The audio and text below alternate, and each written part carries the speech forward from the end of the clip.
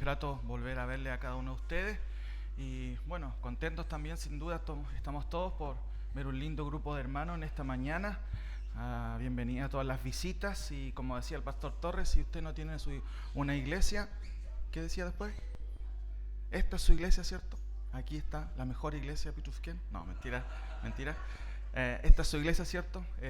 Será muy bienvenido, hermanos, para poder escuchar la palabra, especialmente a todas las visitas que están en esta mañana con nosotros.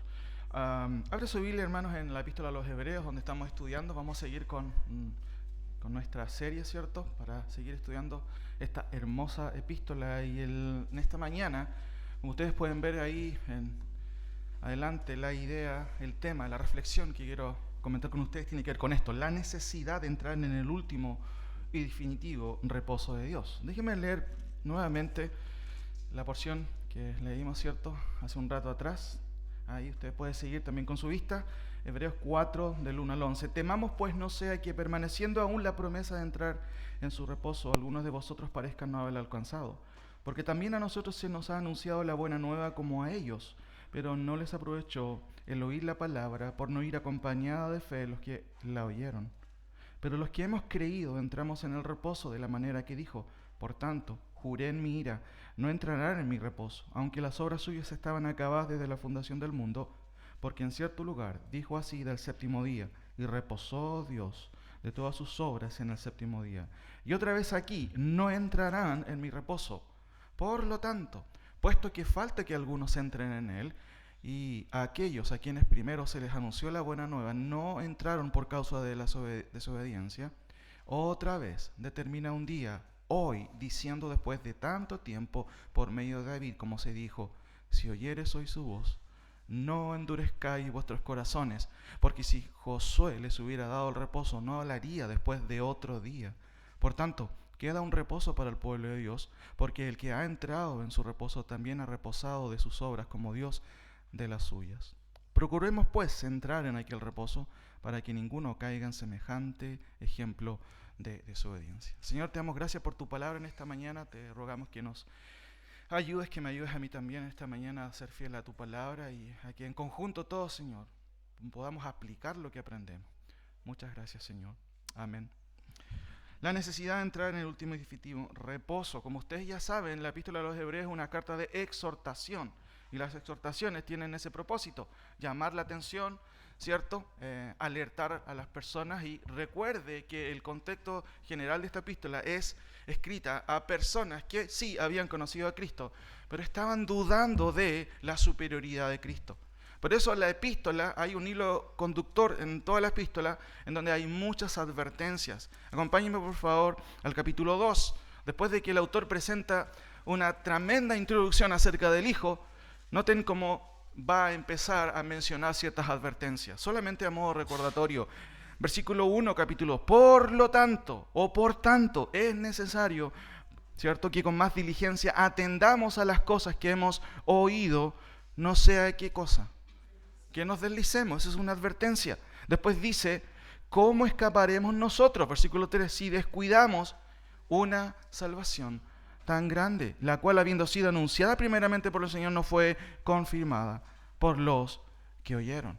No hay, ¿cierto?, en este caso, una segunda opción, otra alternativa. Si usted descuida este mensaje, no hay salvación. Por el contrario, no hay escapatoria, como dice el versículo 3 y los versículos sucesivos. Ahora, noten por favor, hermanos, también el capítulo 3. El autor también, ¿cierto?, se esfuerza en explicarnos y en comentarnos y en decirnos: por tanto, en vista de todo lo que estamos viendo, considerad. Y la palabra considerar tiene que ver con reflexionar, con ponderar. ¿Considerar qué cosa? Dice ahí el texto: al apóstol y sumo sacerdote de nuestra profesión, Cristo Jesús. O sea, el autor está escribiendo a personas que tienen duda acerca de la superioridad de Cristo y tienen la tendencia constante de volver a los rituales del judaísmo, o en este caso, a todas las prescripciones del judaísmo. Ahora, sin duda que esto, por supuesto, tiene aplicaciones para nosotros, porque hay una tendencia también dentro, obviamente, a veces, tristemente, de nuestras iglesias. La tendencia en no considerar el mensaje de salvación, o en tomarlo, ¿cierto?, a la ligera. Ahora, después de que el autor en el capítulo 3 va a expresar, ¿cierto?, este llamado, considerad a este apóstol y sumo sacerdote, del versículo 7 en adelante él va a dar un ejemplo que tiene mucha relación con lo que vamos a ver hoy día y va, ¿cierto?, de a poco a integrar el concepto del reposo. Noten por favor versículo 7, por lo cual, otra vez, otra advertencia, como dice el Espíritu Santo, si oyeres hoy su voz, no endurezcáis vuestros corazones. Y aquí está el mal ejemplo. Como en la provocación, en el día de la tentación en el desierto, donde me tentaron vuestros padres y me probaron y vieron mis obras, no por 3 días, no por una semana, ¿por cuántos días dice su Biblia? 40 años. A causa de lo cual me disgusté contra esa generación y dije, siempre andan divagando en su corazón o especulando, como veíamos en el tema anterior. 12. Otra advertencia, mirad hermanos, que no haya en ninguno de vosotros corazón malo. Y estudiamos el domingo pasado que ¿qué es un corazón malo? Un corazón incrédulo. ¿Para qué? Y el texto dice, para apartarse no de una iglesia, no de una denominación, dice el texto, para apartarse del Dios vivo. Ahora, noten cómo empieza el 4, con otra advertencia. Otra advertencia. ¿Y cómo podemos entenderlo? Acompáñenme ahí por favor al capítulo 4, versículo 1. Temamos pues, en vista de todo lo anterior, ¿cierto? La idea del autor es, no tienen razones para dudar de la superioridad de Cristo. Entonces, en razón de eso, el autor hace otro llamado. Temamos pues, no sea que permaneciendo aún la promesa de entrar en su reposo, alguno de vosotros parezca no haberlo alcanzado. Ahora, aquí es importante entender de que el autor usa este concepto del reposo, ¿cierto?, de manera intencional. Los destinatarios, es importante que ustedes lo entiendan y lo repasemos nuevamente, no son occidentales, no son chilenos o latinoamericanos, son judíos que han sido formados bajo, ¿cierto?, el alero del judaísmo todo el tiempo. Imagínense más de 2000 años, ¿cierto?, teniendo en cuenta esta cuestión del día de reposo. Por eso es que el autor usa este concepto, pero de una manera peculiar aquí en el texto, y va a usarlo también como móvil para exhortar justamente a los destinatarios, no solamente a ellos, sino también a nosotros en el día de hoy. Ahora, ¿cuál es la advertencia? Noten la siguiente imagen. Aquí lo que notamos nosotros es una advertencia, una urgencia y un peligro. ¿Cuál es la advertencia? Dice el texto, temamos. No es la idea, no tiene que ver con junten miedo, ¿cierto? No tiene que ver con eso. Tiene que ver con lo siguiente, tiene que ver con temor reverente. No es el miedo en sí, ¿cierto? Muchas veces cuando nosotros éramos pequeños, muchas veces teníamos miedo al castigo, pero no por un respeto a nuestros padres o por la obediencia a Dios. A veces teníamos miedo y no era para nada un miedo reverente. La idea aquí es miedo reverente. El término fobo, ¿cierto?, que se usa aquí, de ahí viene términos como fobia, ¿cierto?, agorafobia, no sé si algunos conocen esos conceptos, tienen que ver con miedo, pero no tiene que ver con esos conceptos modernos, tiene que ver con este temor reverente. ¿Cuál es el peligro o cuál es la urgencia? ¿Qué dice su Biblia? Nótelo ahí, por favor. ¿Cuál es la urgencia? Temamos, pues, no sea que, permaneciendo aún la promesa de entrar en su reposo, alguno de vosotros parezca no haberlo alcanzado. La idea es entrar en su reposo. Vamos a ver esta mañana, ¿a qué reposo se refiere? ¿A la tierra de Canaán? ¿A otro tipo de reposo? ¿A guardar el sábado? Es claro aquí, ¿cierto?, que hay una urgencia, entrar en su reposo. ¿Cuál es el peligro, hermano? ¿Qué dice su Biblia? Quedarse atrás, no entrar en ese reposo.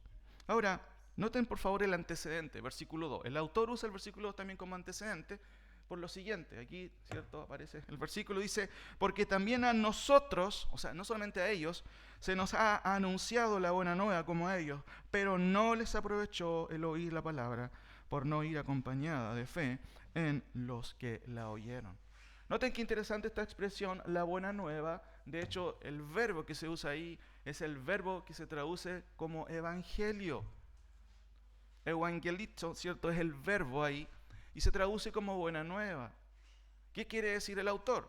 Porque también a nosotros se nos ha anunciado una buena noticia.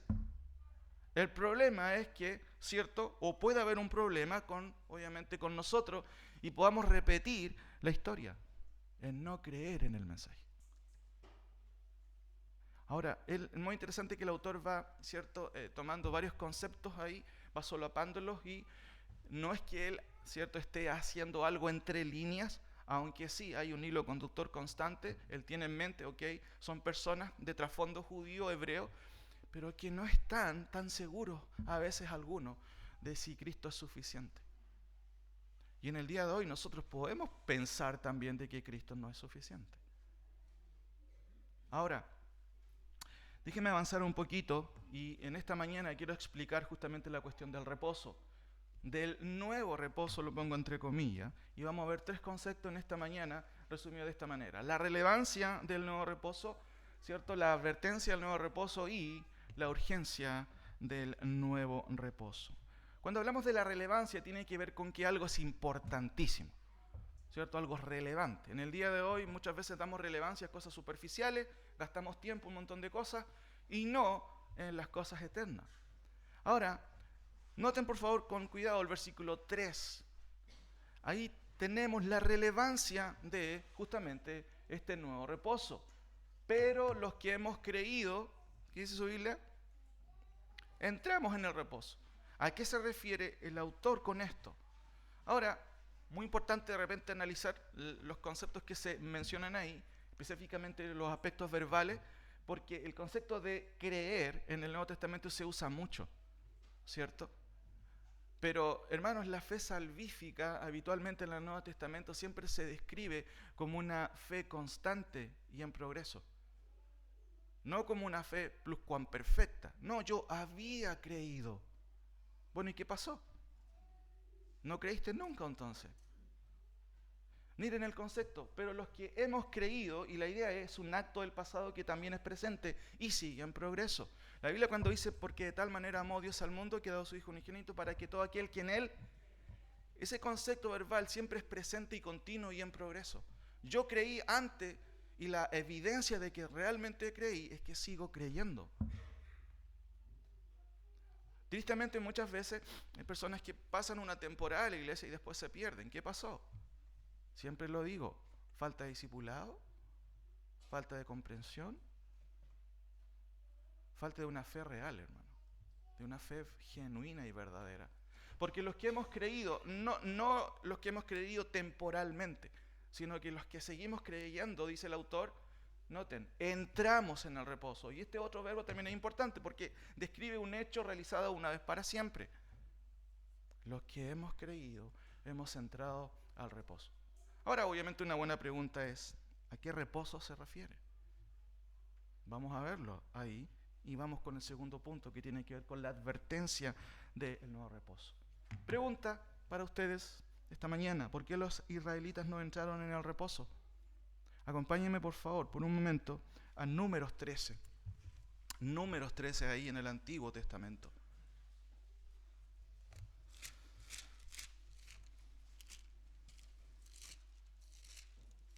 Contexto, ¿cierto? El reconocimiento de la tierra de Canaán. Los 12 príncipes de cada tribu se reúnen, Moisés, ¿cierto?, ordena para que vayan y vean, ¿cierto?, la tierra prometida. Y ustedes seguramente ya conocen lo que sucedió ahí. Algunas cuestiones que quiero que revisemos, ¿cierto? Noten por favor número 13, 27 al 29, porque vamos a ver la anatomía de la incredulidad. No es que el texto en sí sea específicamente la anatomía, pero sí nos menciona muchas cosas respecto a esta cuestión de la incredulidad. Números 13, 27, 28, acompáñeme ahí, véanlo usted también, para que vaya comprobando lo que dice también la palabra del Señor. Nosotros llegamos a la tierra a la cual nos enviasteis. Mas el pueblo que habita aquella tierra es fuerte, y las ciudades muy grandes y fortificadas, y también vimos allí a los hijos de Anac. ¿Cómo podemos traducir esto? Noten que esto tiene que ver con objeciones.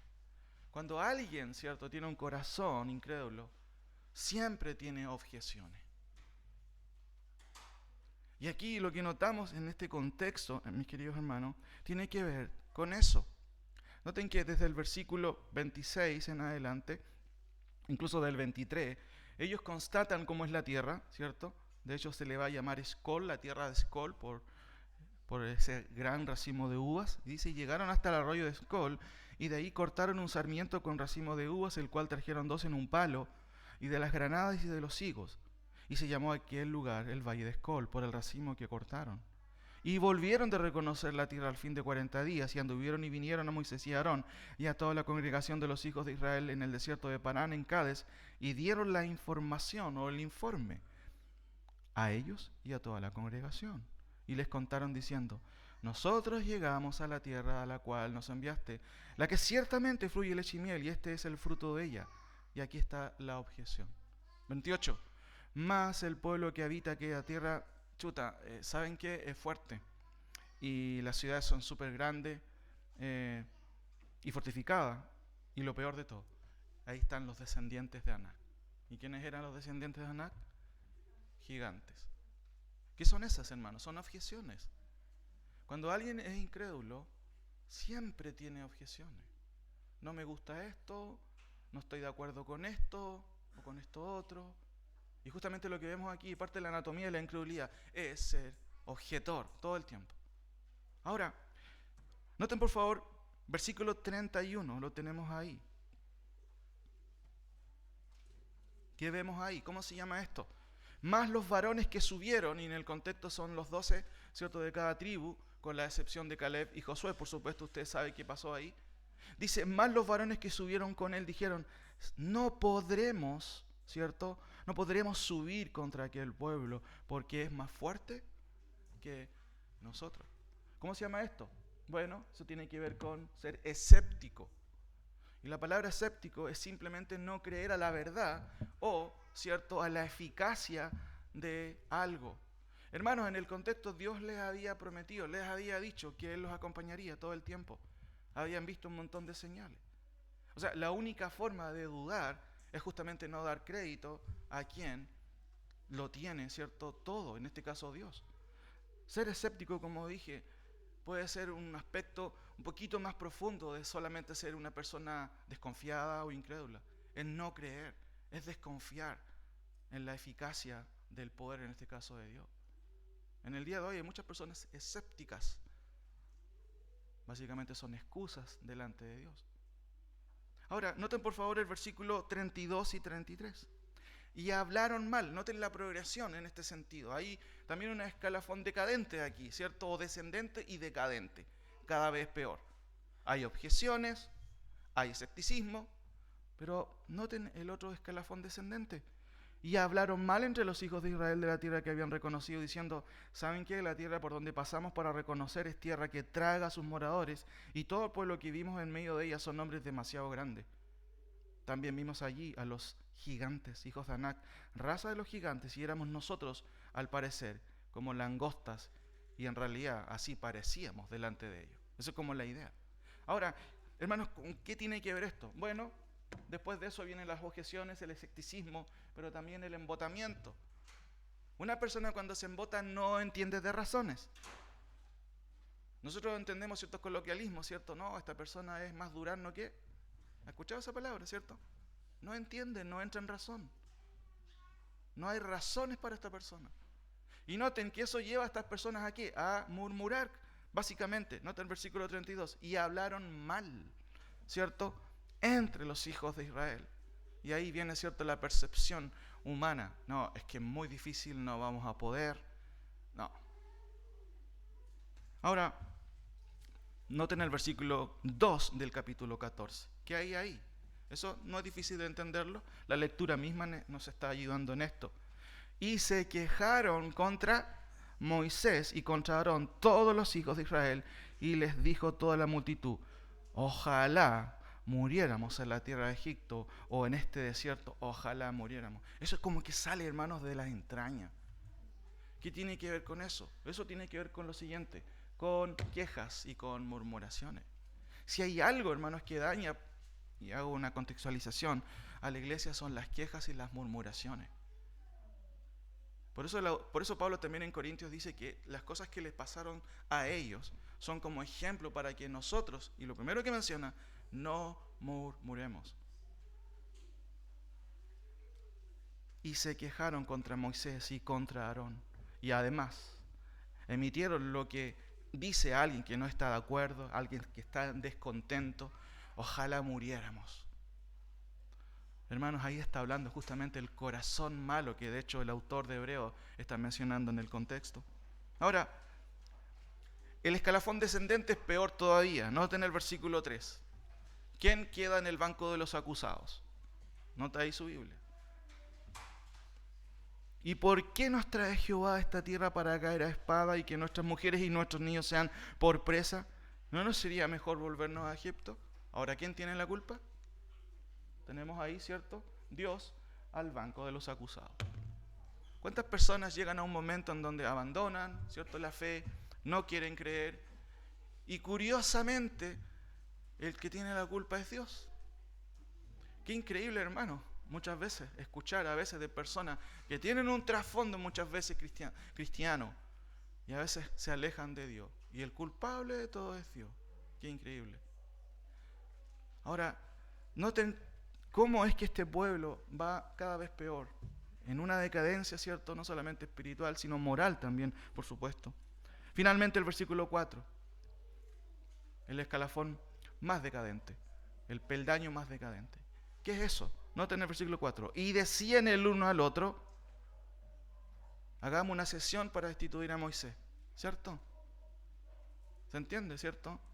No estamos de acuerdo con Moisés, no nos va a visitar, no sé qué más podrían haber dicho, ¿cierto? Noten, hermanos, qué interesante. Eso tiene que ver con lo siguiente: rebeldía, cisma y apostasía, y quizás más cisma. El cisma tiene que ver con justamente un quiebre, un sectarismo interno que produce divisiones. Miren, acompáñenme solamente por un momento a Judas. Penúltimo libro, ¿cierto?, del Nuevo Testamento. Muy interesante lo que dice Judas. Judas advierte necesariamente, él tiene un propósito para escribir, pero hay un cambio ahí de editorial, por supuesto guiado por el Espíritu Santo. El versículo 3 dice: amados, por la gran solicitud que tenía de escribiros acerca de nuestra común salvación, me ha sido urgente o necesario escribiros exhortando que contendáis ardientemente por la fe que ha sido una vez dada a los santos. ¿Por qué razón?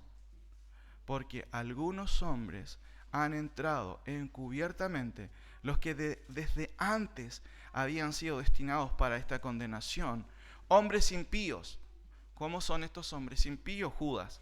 Bueno, convierten en libertinaje la gracia de Dios y niegan al Dios y único soberano y a nuestro Señor Jesucristo. O sea, no creen en Dios. Judas, hermanos, tiene muchas formas de describir a estas personas. De hecho, noten en el versículo 8, los describe de otra manera. Dice: estos son soñadores. ¿Conoce a soñadores que siempre andan soñando? Mancillan la carne, o sea, le dan al cuerpo lo que quiere. Rechazan la autoridad y blasfeman de las potestades. Después, en los siguientes versículos, versículo 12, Judas usa una serie de adjetivos para calificarlos. Por ejemplo, estos son manchas en vuestras reuniones, ¿cierto?, que comiendo impúdicamente con vosotros se apacientan a sí mismos. Y aquí viene una serie de calificativos. Nubes sin aguas. ¿Qué quiere decir eso? Que aparentan algo, pero no, simplemente es pantalla, ¿cierto? Es tramoya. Llevadas de acá para allá por los vientos. Árboles otoñales, ¿cierto? No es un piropo si te dicen eres un árbol otoñal, ¿cierto? Por supuesto que no. ¿Por qué? Dice el texto: sin fruto, ¿cierto? 2 veces muertos y desarraigados, fieras ondas del mar que espuman su propia vergüenza, estrellas errantes, nunca se estabilizan, todo el tiempo andan buscando la verdad. Pero lo que me llama la atención, hermanos, es el versículo 19. Miren, estos son los que causan, ¿qué dice el texto? Divisiones, los sensuales, que no tienen al Espíritu. Muy interesante el término sujicos, tiene que ver con los aspectos empíricos de la persona. Es alguien que quiere ver, que quiere tocar, que quiere sentir todo el tiempo. Por eso el concepto que se usa ahí es sensual, llevado por los sentidos. Siempre menciono esto. Antiguamente se cantaba: oh, mi Dios es real. ¿Se acuerdan? Porque lo siento en mi ser. ¿Y qué pasa si no lo sientes? ¿Acaso Dios no existe si no lo sientes? Noten que en el contexto de Números 14, acompáñenme nuevamente Números 14, ¿cierto? Y decían en uno otro, designémonos un capitán y volvamos a Egipto. El texto no dice que estas personas son sectarias, ¿cierto? ¿Por qué? Porque el texto es descriptivo. El Nuevo Testamento es mucho más prescriptivo porque nos enseña la doctrina, la explica. Pero claramente esto es el hecho o el ejemplo. Aquí tienes personas sensuales, que incluso llegan al último peldaño de esta decadente forma, ¿cierto?, de vivir, entre comillas, una fe humana, diríamos así. ¿Por qué? Porque son rebeldes y provocan división. Vuelvo a insistir. Y decían el uno al otro, ¿saben qué? Cambiamos a Moisés. No nos gusta. Ahora, la anatomía de la incredulidad. Noten por favor Hebreos 4:12. Volvamos a la epístola, hermanos, que estamos estudiando. Hebreos 4:2. ¿Cómo el autor describe esta rebeldía?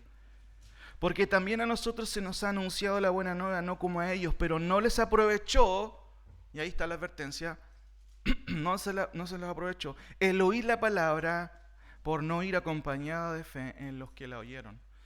Noten el siguiente recuadro.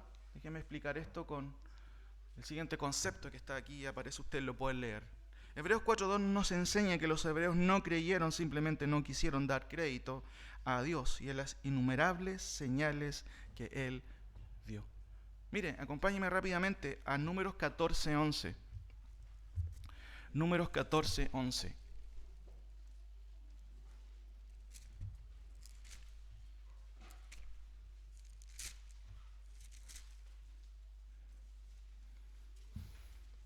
Y Jehová dijo a Moisés, ¿hasta cuándo me ha de irritar este pueblo? ¿Hasta cuándo no me creerán con todas las señales que he hecho en medio de ellos?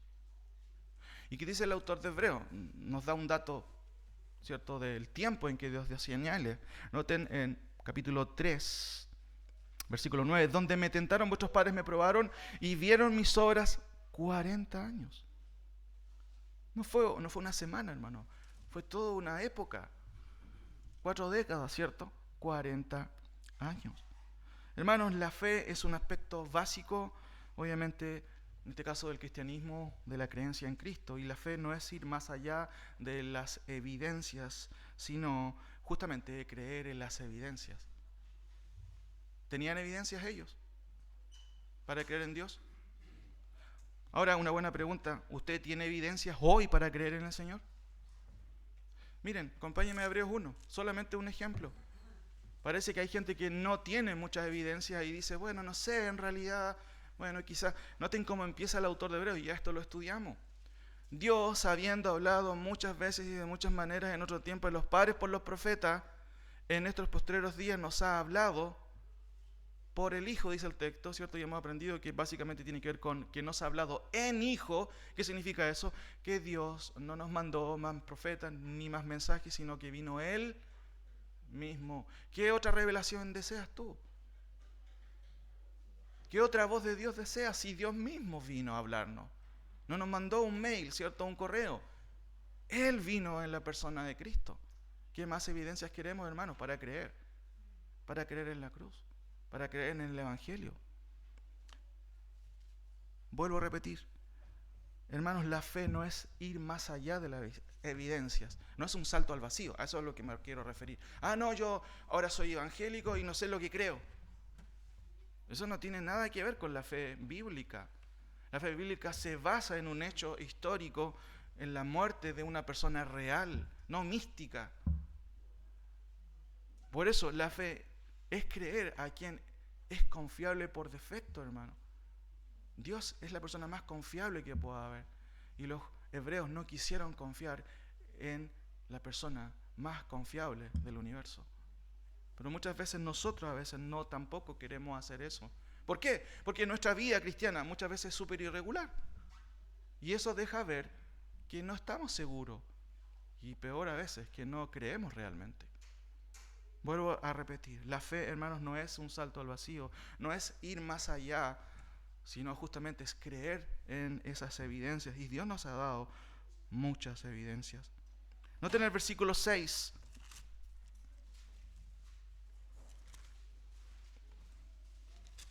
¿Qué nos enseña el 6? Por lo tanto, ¿cierto? Hay un llamado también del autor, puesto que falta que algunos entren en él. ¿En quién? En el reposo, ¿cierto? El autor reconoce, miren, yo sé que varios de ustedes están dudando y lo más probable no está entrando en el reposo. Por eso está diciendo eso.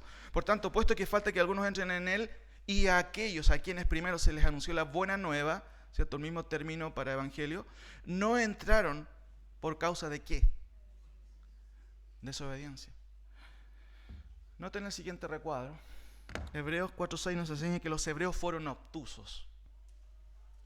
Por causa de desobediencia, ¿cierto? Dice el texto, literalmente es un término, ¿cierto? Griego, apeiteita, que significa condición de ser impersuadible. La utilidad de la Escritura, de acuerdo a Pablo, a Timoteo, ¿cierto? Toda la Escritura es inspirada por Dios y útil ¿para qué? ¿Se acuerdan? Para instruir, para corregir, estoy parafraseando, para enseñar, pero también para redarguir. ¿Qué significa la palabra redarguir? Refutar, justamente, ¿cierto? Ahora, noten lo que está diciendo el autor cuando dice, no entraron por causa de desobediencia. Y el término no es solamente desobedecer, sino es ser una persona impersuadible. ¿Ha conocido a personas así? No hay caso. Mi mamá tiene un dicho, esto es como rayar un vidrio. ¿Ha rayado un vidrio usted? ¿Cierto? Quizás hay más dichos en ese sentido. No, este no le entra, no hay caso. Hermanos, la razón principal por qué estas personas no entraron es porque, obviamente, eran incrédulos, no dieron crédito a quien tiene todo el crédito para creer que es Dios, sino también porque fueron impersuadibles. Llegaron a un punto, hermanos, de decadencia en que dijeron, no importa, no nos importa. Ahora, hermanos, qué terrible es cuando nosotros tenemos esa actitud. ¿Qué me va a decir a mí el pastor? O el hermano, imagínate, me vino a corregir. Qué terrible es eso, hermano. Ser impersuadible. Ahora, ¿cuál debería ser la actitud de nuestro corazón? Miren el Salmo 19:12, que lo pueden notar, muy interesante. Por tanto, dice el autor, mientras buscan ustedes Salmo 19:12, por tanto, puesto que falta que algunos entren en él y aquellos a quienes primero se les anunció la buena nueva, no entraron a causa de su falta de ser persuadidos, de ser duros, de ser obstinados o obtusos. Una persona obtusa es, básicamente el significado es sin punta, pero tiene que ver con ser una persona que no entra en razón. ¿Cuál debería ser nuestra actitud, hermano? Mire el salmista. ¿Quién podrá entender sus propios errores? La persona que es impersuadible dice, yo no tengo errores. Pero mire el salmista. ¿Quién podrá entender sus propios errores? ¿Y qué sigue diciendo su Biblia? Líbrame de los que me son ocultos. ¿Cuántas veces usted ha discutido, ya sea con su esposa, su esposo, es que estás mal? No, si yo no estoy mal. Hermano, desde el punto de vista, ¿cierto?, de la fe, un creyente tiene que ser humilde y reconocer cuando falla. Por eso el autor está muy claro en esto. El salmista dice, ¿quién podrá entender sus propios errores? Nadie. Esa es la respuesta de una pregunta retórica. Por eso él clama a Dios y pide, Señor, por favor, líbrame de mis errores que yo todavía no conozco. Ahora, noten Salmo 139:23. Esa debe ser nuestra actitud. No ser una persona impersuadible. No ser una persona obtusa. No ser una persona que no acepta consejo. Salmo 139:23. Noten el salmista. Examíname, dice. No hay ni un problema. Hermano, muchas veces nosotros no tenemos esa actitud. Y no quiero decir que todo tenga que ver con el pastor o los ancianos. ¿Has visto algo malo en mí, hermano querido? ¿Hay algo que debo mejorar? Eso no se escucha nunca. Pero noten la actitud del salmista. Examíname, oh Dios, y conoce mi corazón.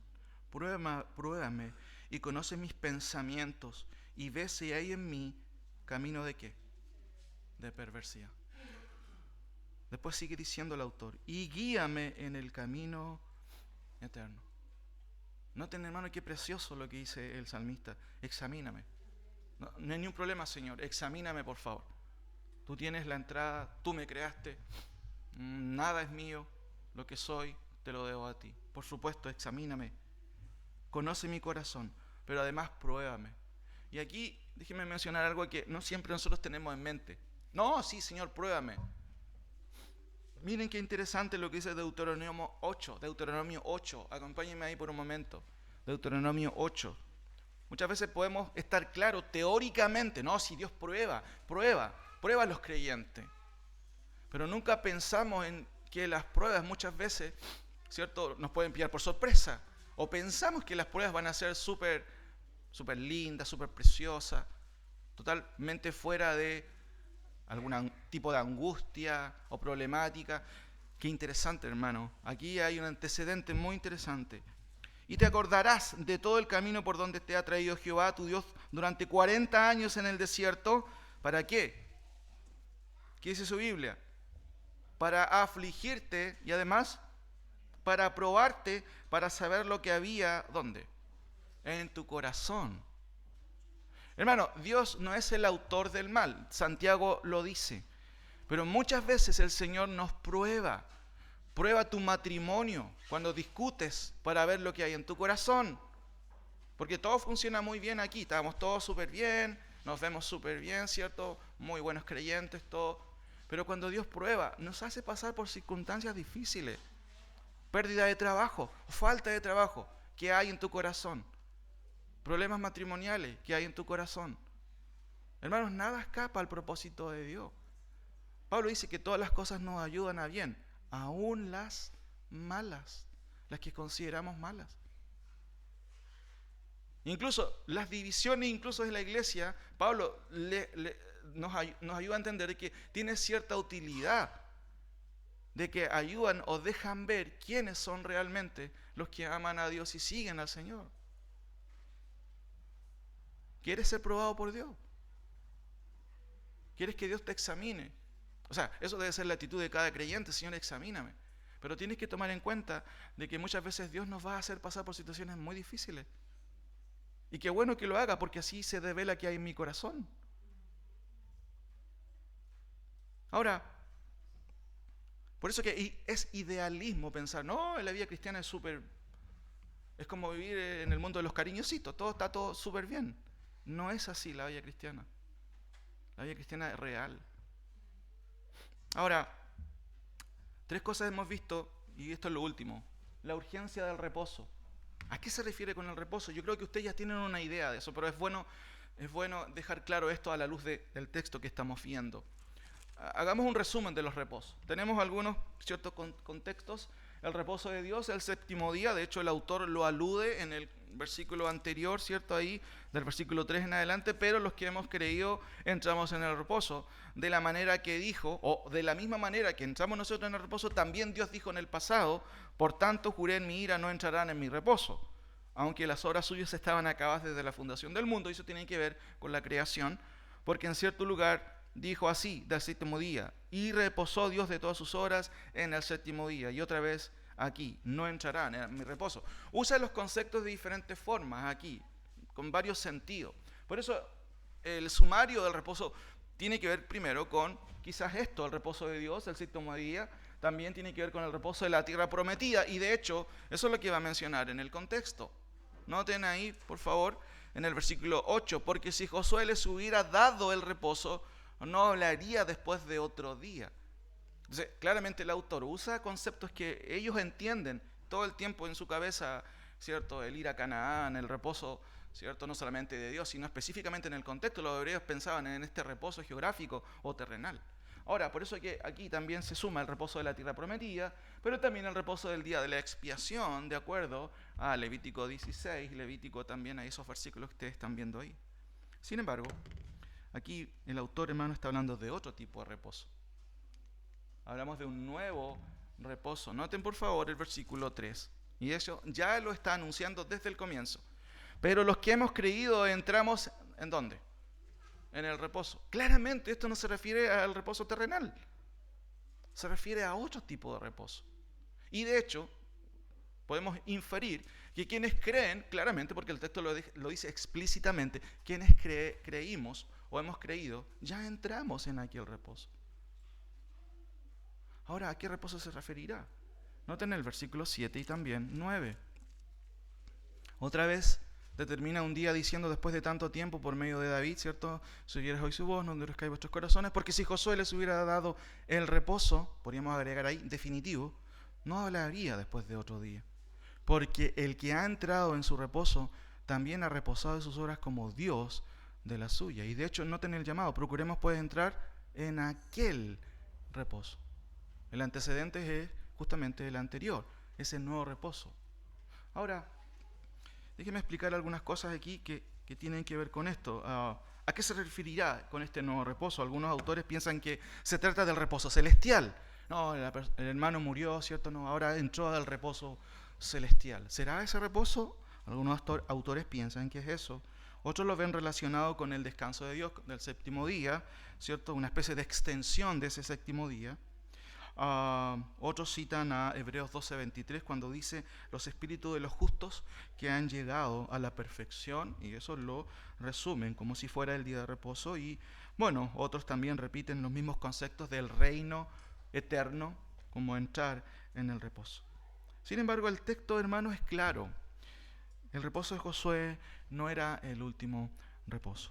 Y aquí pongan atención, ya estoy terminando. Es muy interesante que en los siguientes versículos, ¿cierto? 3, 4, 5, 6, 7, 8, 9, se menciona la palabra reposo. Si quiere, acompáñenme para que usted lo revise. Versículo 11. Por tanto, juré en mi ira, no entrarán en ¿qué cosa? En mi reposo. Versículo 18. ¿Y a quiénes juró que no entrarían en su reposo? 4:1. Temamos pues no sea que permaneciendo aún la promesa de entrar en su reposo o descanso, porque eso significa la palabra reposo. Versículo 3. Pero los que hemos creído entramos, ¿en qué cosa? En el reposo. 4, ¿cierto?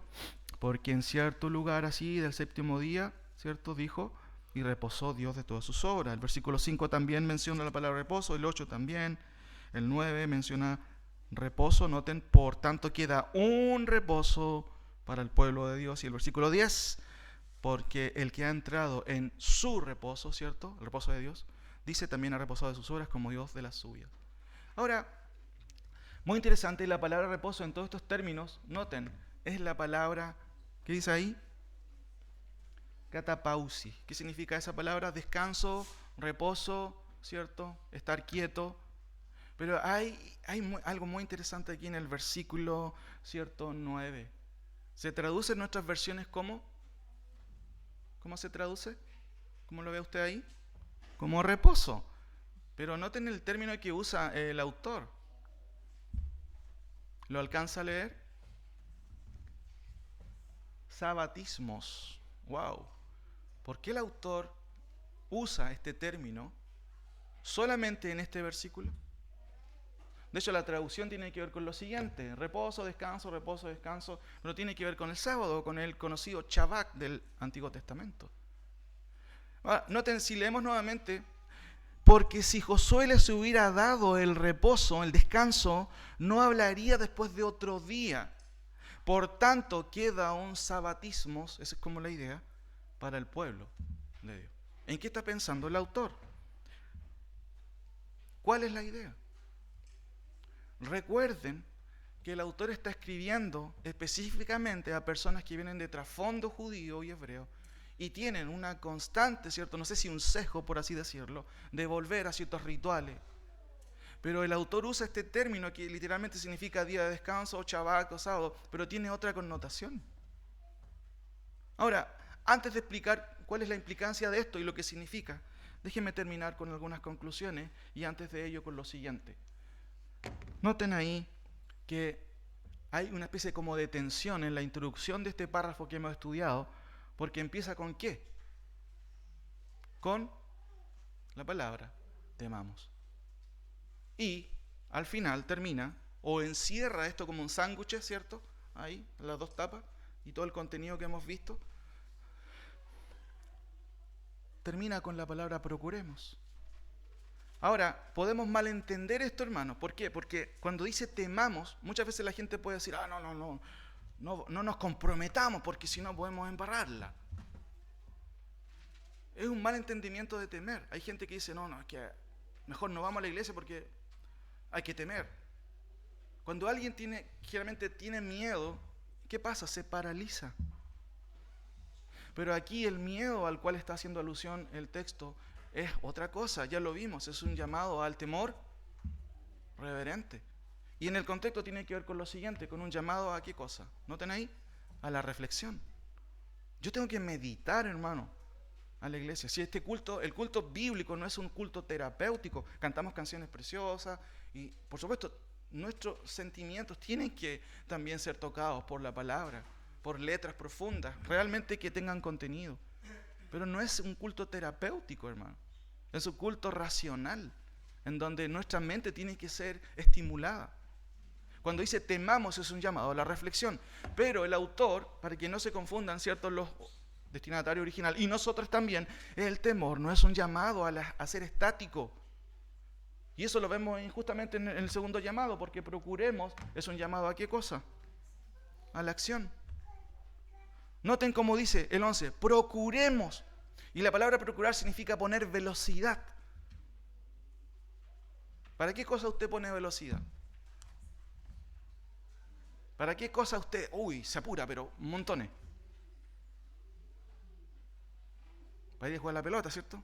Pastor, igual le gusta jugar a la pelota, sí, me gusta a mí. Yo trato de llegar a la hora, ¿cierto? Para no perderme ni un minuto. ¿Para qué usted, hermanos, pone velocidad? Para ver esas teleseries, ¿cierto? Pero que nadie vea teleseries, pues gaste tiempo, malgaste tiempo. ¿Para qué otra cosa ponemos? Para mi trabajo. Y a veces, hermanos, Dios es el último lugar. Procuremos significa rápido, por favor, rápido. Rápido en esto, ¿en qué? Procuremos pues entrar en aquel reposo. ¿Cuál es ese reposo, cierto? Y dice el texto, para que ninguno caiga en semejante ejemplo de desobediencia. Ahora déjeme terminar con algunas conclusiones en donde voy a explicar lo que hemos visto, específicamente con respecto al día de reposo. Primero, hermano, la promesa del reposo sigue en pie y el llamado es justamente, vuelve a repetirse, a no endurecer vuestros corazones. Noten el versículo 7. Otra vez determina un día diciendo después de tanto tiempo por medio de David, si oyeres hoy su voz, y hoy día usted está escuchando, hermanos, la palabra del Señor, no endurezca su corazón. No se ponga obstinado. Si oyeres hoy su voz, no endurezcáis. No endurezcas tu corazón. Sales tú perdiendo. Dios no va a perder. Segunda cosa, el reposo de Josué era temporal, hermanos. Y de hecho, puede ser considerado un tipo del verdadero reposo. ¿Cuál es el verdadero reposo? Lo hemos estudiado ahora. El nuevo reposo al que alude el autor no es un día, hermanos. No se trata de un día, tampoco un sábado. El nuevo reposo es una persona. El pastor Teodoro lo dijo al principio, no sé si captaron en su oración. Mientras yo estaba ahí, dice, chuta, mi papá ya dio la conclusión del tema. El reposo es Cristo, hermano, es una persona. Cristo es el reposo real y con Cristo ha llegado el verdadero significado del reposo. ¿No dijo Cristo, venid a mí todos los que estáis cargados y cansados, que yo los haré descansar? El reposo es una nueva posición, hermano. Estar en Cristo. Pablo usa mucho esta expresión, estar en Cristo. Eso alude a una cuestión posicional. Estar en Cristo es estar protegido, es estar justificado. Después de haber creído en Él, es estar en una posición diferente. Ahora, el reposo real, por supuesto, es espiritual. Además, es una renuncia, hermanos, a las obras muertas para descansar en la única hora suficiente y eficaz, válida ante Dios. ¿Cuál es la única hora válida ante Dios? El sacrificio de Cristo. Noten lo que dice el texto. Porque el que ha entrado en su reposo, o sea, en Cristo, también ha reposado de sus horas. Deja de hacer cosas pensando en que Dios puede contarlos o contarle como justo. La única hora que Dios cuenta, ¿cierto?, al favor de los creyentes es la hora de Cristo.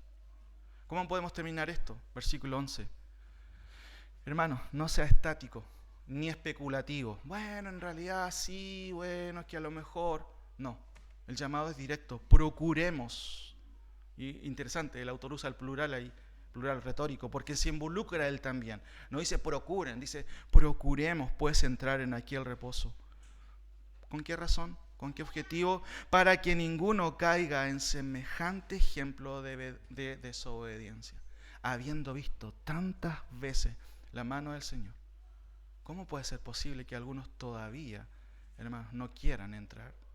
Oremos al Señor. Señor, te doy gracias por tu palabra, gracias que ella, justamente, como dice el versículo 12, es viva, es eficaz y más cortante que toda espada de dos filos, porque llega a esos lugares donde no podemos nosotros humanamente llegar. Padre, ayúdanos a responder correctamente a tu palabra, dejando, Señor, la pasividad, teniendo temor reverente y tratando de poner aceleración a aquellas cosas trascendentales en esta vida. Ayúdanos a escapar de toda la especulación que pueda haber muchas veces en dar vueltas las cosas una y otra vez y no entender de que necesitamos obedecer a ti. Un corazón malo es simplemente un corazón que no quiere someterse a la voluntad de Dios. Padre, ayúdanos a no tener un corazón malo, sino que al ver lo grande que tú eres, las inmensas evidencias que tú nos has dado, a correr a ti, a correr a la cruz de Cristo, en donde encontramos justificación para nuestro mayor problema, nuestra pecaminosidad ante un Dios santo. Muchas gracias, Señor. Amén.